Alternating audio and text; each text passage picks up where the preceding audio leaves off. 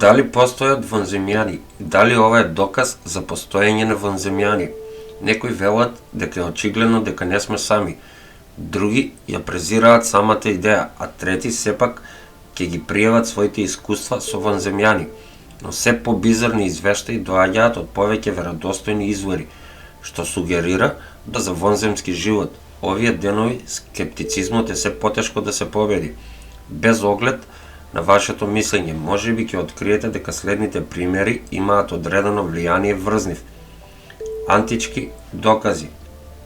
Доволно е лесно да се опишат многу неодамнешни феномени, цитирајќи што било од временски балони до овековечување на легендата и видување на НЛО во поп културата, обезбедувајќи кохезивна слика на дополнителни копнени животи за очевидци да цртаат на некои места вонземјани, но она што е малку потешко да се отфрли е античкиот доказ. Влезете во Мадона со Свети Джованино, инаку позната како НЛО слика, создадена во 15 век. Тој ја прикажува Богородица и во заднината на сликата човек и неговото куче зјапаат во сомнително познат предмет налик на диск, што лебди. И оваа слика не е сама, се од антички пештерски слики до санскритски свитоци кои прикажуваат вонземски живот. Глетката дури и се појавува во Библијата во книгата на Езекиел. Ова или е убедлив доказ, или човештвото има богата традиција на теоретичари на заговор. Статистички податоци. Во далечната 1961 година астрономот Френк Дрейк смислил равенка со која можел да ја процени веројатноста за постоење на вонземски живот, земајќи ги предвид бројните фактори, вклучувајќи го просечниот број на планети способни да поддржуваат живот и делот што може да продолжи да поддржува интелигентен живот. Ова потоа беше спроведено во 2001 година. Резултатот беше статистички стотици илјади такви планети технички би требало да постојат и да поддржуваат живот. Нерешени видувања. Има повеќе регистрирани видувања на НЛО, отколку што се кажува. За да се справиме со нив и поголемиот дел од времето има темелно разоткривање што ги придржува, но ова низ историјата имало многу и било потешко да се објасни.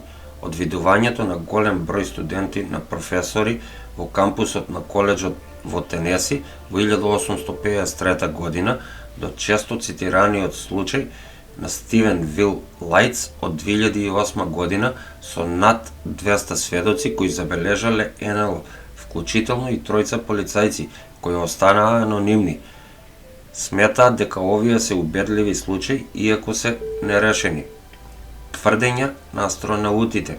Ако сакате да верувате во какви било извештаи за НЛО, можете да им верувате и на оние што доаѓаат од мажите кои биле во Вселената и од доктори на науки. Списокот на оние кои тврдеа дека виделе ги вклучува Едгар Мичел, Кеди Колман и доктор Брајан Олири. Многу мина исто така повикувајќи се на владиното знаење за постоење на вонземјаните и прикривањето. Бас Олдри зборуваше и за собственото искуство на Аполо 11, кога виделе нешто како лета покрај нив. Отпрвен мислел дека тоа е последната фаза од одвоената ракета, додека контролата на мисијата не потврдила дека е оддалечена 6000 мили од нив. Владини досиеа. Додека некои американски преседатели објавија доверливи досиеа на тема НЛО, при што Џими Картер ја опишува неговата сопствена средба, на други сепак им беше забранет пристапот до доверливи информации за оваа тема, а Бил Клинтон тврди дека е меѓу нив. Ова доведе многу верници да сугерираат дека се работи за прикривање. Клинтон постојано зборуваше за постоење на вонземјани и вреди да се забележат неговите мислења за НЛО. Том Делонч од средби меѓу НЛО и пилотот на американската морнарица е официјално потврдена. Понатаму во април Пентагон објави 3 видеа од неидентификувани воздушни феномени снимени од морнарицата во 2021 20 година. Веќе се покажа како прилично бурна година, што може да објасни зошто вестите на американската влада објавија снимка што доловува НЛО како лета под радарот. Луис Елизондо, поранешен шеф на напредна програма за идентификација на воздушни закани или програма за НЛО на американската влада, кој му се придружува на Делонч, за да зборува за оваа снимка и за тоа што може да очекуваме.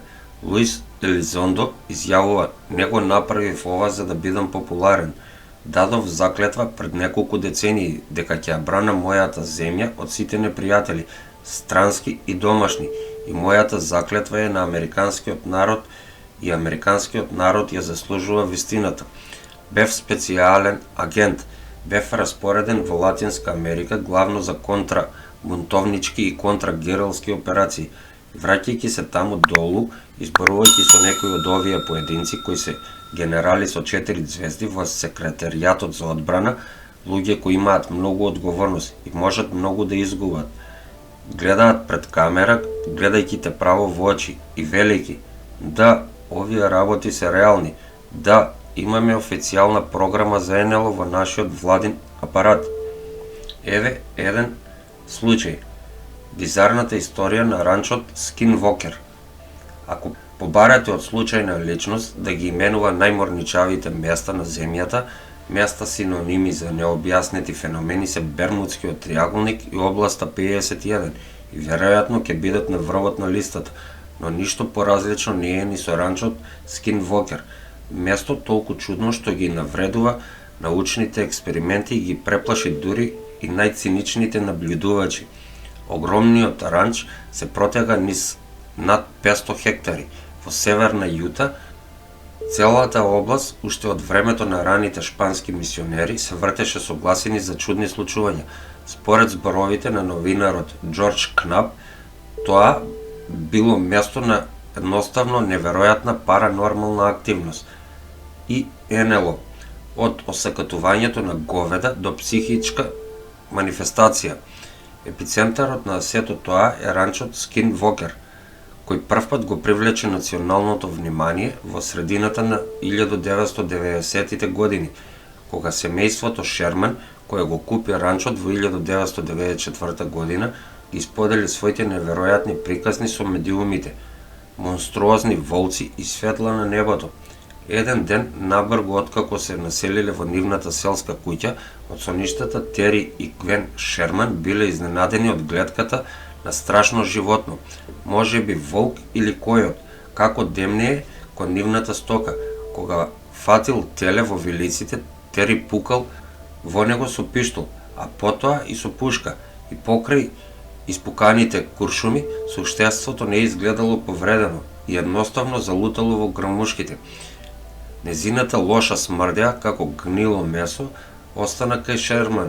Во неделите и месеците што следеа, посетителите на ранчот изјавија дека виделе непрепознатливи зверови како се движат во шумата и испуштаат рикања, а потоа имаше светла кои лебдеа на небото, вклучително и големи портокалови кругови и сини сфери кои летаа наоколу, како да се насочени од невидени сили. Највознемирувачки е тоа што животните на ранчот почнаа да умираат на гротески начин. Некои од нивните кучиња беа навидум спалувани во текот на ноќта, додека кравите беа пронајдени распарчени и одсечени, со вид на хирушка прецизност, што ги отфрли нападите на којотите.